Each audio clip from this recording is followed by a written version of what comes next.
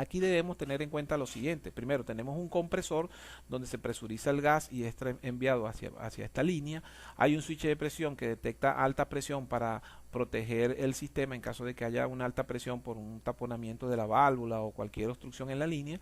Si hay un incremento excesivo de la presión, se detiene el compresor a través de este switch de alta presión o esta alarma de interruptor de alta presión. Este transmisor mide la presión en la línea con la cual el gas es enviado.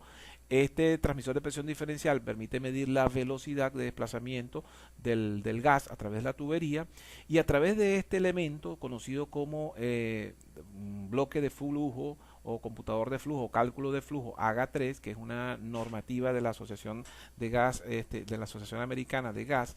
Ellos tienen un modelo a través del cual, con una ecuación, podemos determinar, por ejemplo, FQ igual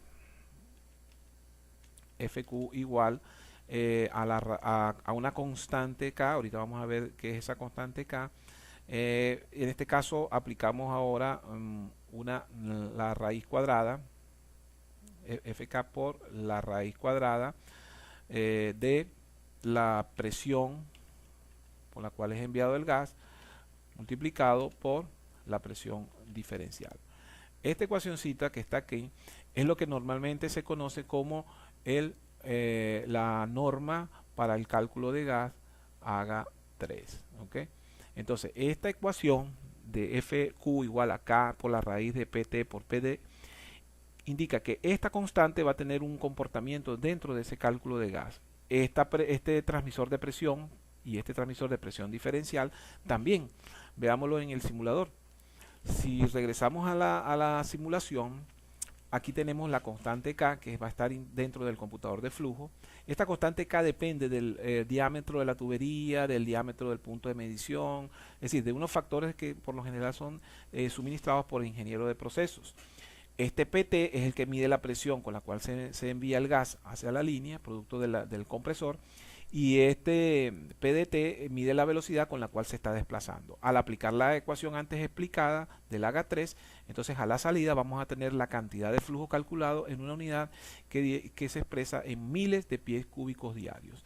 Esa unidad de miles de pies, esa cantidad de flujo de miles de pies cúbicos diarios es la que va a entrar como valor medido al controlador, y fijando un valor de referencia en el controlador abrirá o cerrará más la válvula para lograr que esta cantidad de flujo siempre alcance el valor deseado. Por lo tanto, acá tenemos un sistema de control regulatorio o control PID, en este caso un controlador de flujo, y aquí tenemos, ya no es un sistema de control, sino un sistema de cálculo de flujo, a través del cual, a partir de la presión que se conoce como presión estática, que es la presión que envía el gas hacia la línea, y la presión diferencial, que es la que me permite evaluar la velocidad de desplazamiento, y en función del diámetro de esta tubería y del factor que se incorpore en el orificio interno para producir la velocidad del gas acá, pues tenemos entonces a este factor conocido como constante K del módulo AGA3, que aplicando la ecuación explicada anteriormente nos permite obtener el gas total.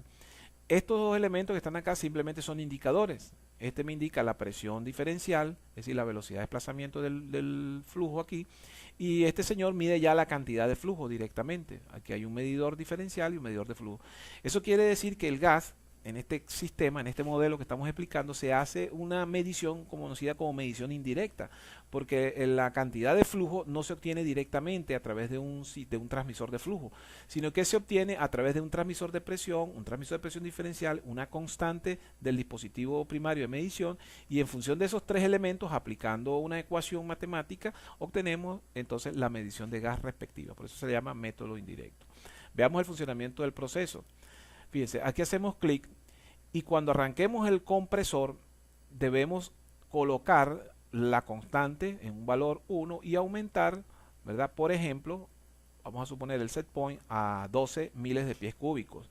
Estos 12 miles de pies cúbicos me permiten entonces que el desplazamiento del gas comience a realizarse a un valor determinado. Por ejemplo, aquí habla de 500 psi, 0,28 pulgadas de agua, y al tener una constante igual a 1, esta constante puede ser cualquier valor.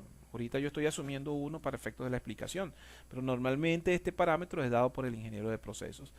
Aquí, por ejemplo, si incrementamos el flujo, por ejemplo, a 20 miles de pies cúbicos, se produce un incremento a la salida, ya que al haber una mayor apertura, fíjense que a medida que yo voy demandando mayor cantidad de gas, la válvula se va abriendo más. Al abrirse más, hay mayor velocidad, es decir, mayor presión diferencial, más o menos la presión es la misma, hay una mayor presión diferencial y por relación directa, entonces se produce un incremento en la cantidad de flujo que está pasando. Si yo disminuyo el fluido, por ejemplo, si ahora quiero que pasen son solo 15 miles de pies cúbicos diarios, entonces sucede lo contrario, ¿verdad? La válvula se va cerrando progresivamente y el flujo va a ir disminuyendo hasta llegar a los 15 miles de pies cúbicos, ¿verdad? Aquí hay que tener cuidado, repito, entonces, porque vamos a ver ahorita el proceso de activación de la alarma. Fíjense, si nosotros, por ejemplo, vamos a ejecutar la simulación de esta forma.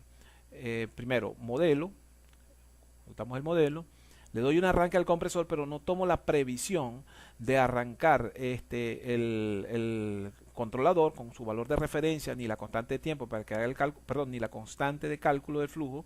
Entonces, ¿qué sucede? Si yo no calculo el flujo, si esta constante es cero, el flujo va a ser cero. Si el flujo es cero y el set point es cero, la válvula no se abre. Pero el compresor estaba inicialmente encendido, por lo tanto aquí hubo un incremento de presión superior a 500 libras. ¿Qué hizo la alarma de alta presión? Envió una señal, se detuvo el compresor y por ende entonces el proceso no pudo arrancar. Esto es para que entonces tengamos en cuenta que estos son simulaciones de procesos, de condiciones críticas de procesos que deben ser tomados en cuenta, ¿no? Si hacemos el arranque del proceso normal, que es lo que vamos a evaluar en este caso, en el sistema de control de flujo, ejecutamos el proceso, hacemos el arranque del compresor.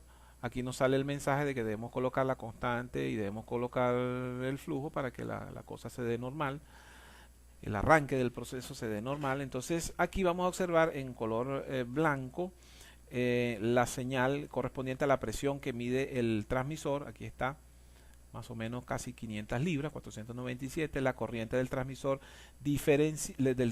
estático, que es casi 20 miliamperios.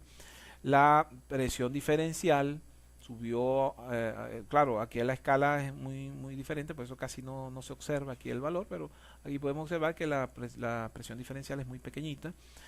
Si quiero que haya más gas, incremento el set point, y al incrementar el set point, fíjense que hay mayor flujo de gas porque la válvula va abriendo y por ende la presión diferencial va incrementando. Y aquí con esta línea yo puedo observar la cantidad de flujo, en este caso es que es 29, 31, debería llegar hasta 36 y allí se estabiliza.